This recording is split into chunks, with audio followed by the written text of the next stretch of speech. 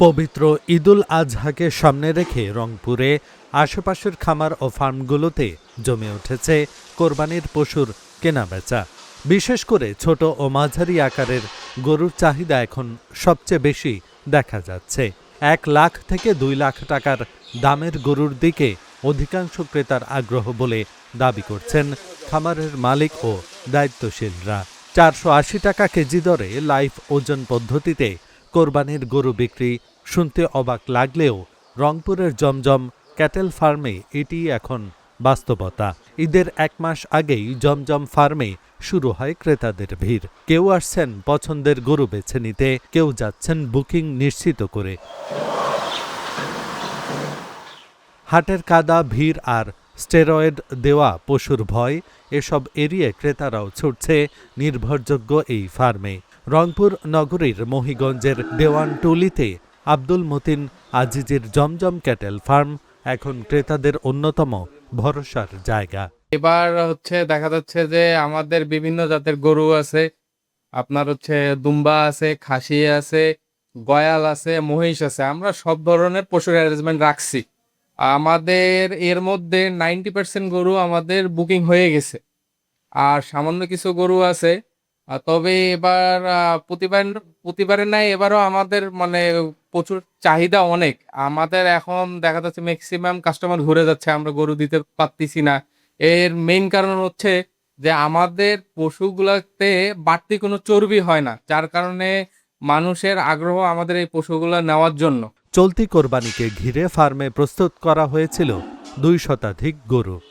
এরই মধ্যে প্রায় 80% বিক্রি হয়েছে কোনো ঝামেলা ছাড়াই।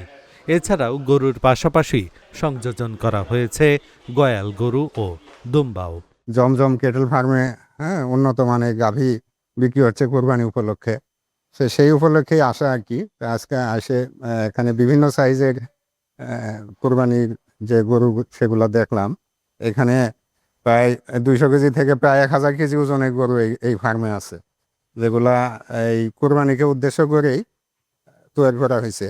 আমি ফার্মের পরিবেশ এবং এখানে গরু দেখে খুবই সন্তুষ্ট। এখানে কাস্টমার এবং বিক্রেতা দুইজনেরই একটা উইন উইন সিচুয়েশন থাকে, যে কেউ বলতে পারবে না যে আমি ঠকছি বা আমাকে ঠকাইছে, যেহেতু এটা অনলাইনে আপনি বেচা কিনা হয় এবং রেটটাও অনলাইনে দেওয়া থাকে। দেখার জন্য আসছি, কেনারও জন্য আসিয়ে দেখলাম মোটামুটি সব জাতের গরু আছে, এবং বাজারে যে হারে মানুষ ভোগান্তি হয় সে তুলনায় এই খামারে আসি অনেক সুবিধাজনকভাবে আমরা কেনার মতো প্রসেস আছে, এবং মোটামুটি এখানে ওয়েট স্কেল আছে।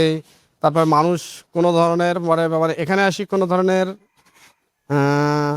প্রতারিত হবে না। প্রতিটি গরুতে নির্দিষ্ট নম্বর বসানো হয়েছে। প্রতিদিন এসব পশুর পরিচর্যা ও ওজন নিয়ন্ত্রণ করছেন একজন অভিজ্ঞ পরিচালক।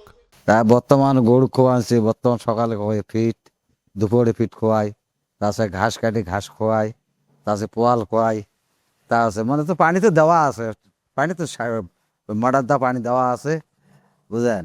তার মধ্যে শেড পরিষ্কার করা লাগে, গরু গা পরিষ্কার করা লাগে। এখানে আমরা 4 জন আছি, 4 জনই পরিচালনা করি। তার মধ্যে আমাদের একজন আছে যে সকালে উঠে আমাদের যে গরুর মলটা থাকে, গোবরটা থাকে, ওটা ফ্রেশ করে নেয়।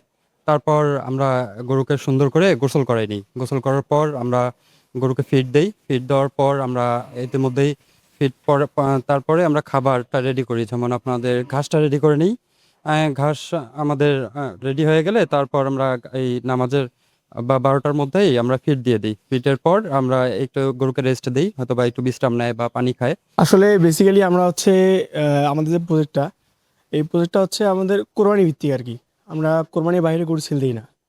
এতে দেখা যায় আমাদের যে গরুটা আছে, গরুটা সুন্দরভাবে সে তার মাংস বেশি সুগঠিত হয় এবং চর্বিও খুব কম হয়। আমাদের এটা খামারের একটা খুব ভালো দিক। কোরবানির 10 দিন আগেই একদম গরু শেষ হয়ে যায়, বুকিং শেষ হয়ে যায়, গরু থাকে না। এবার আশা করতেছি আলহামদুলিল্লাহ আমাদের 90% গরু সেল হয়ে গেছে, আর 10% আছে। সঠিক ওজনে নির্ভরতার সঙ্গে কোরবানির পশু বিক্রি, এটাই জমজম ক্যাটেল ফার্মের অঙ্গীকার। এই মডেল ছড়িয়ে পড়লে বদলে যেতে পারে দেশের কোরবানির বাজার ব্যবস্থার চেহারাও।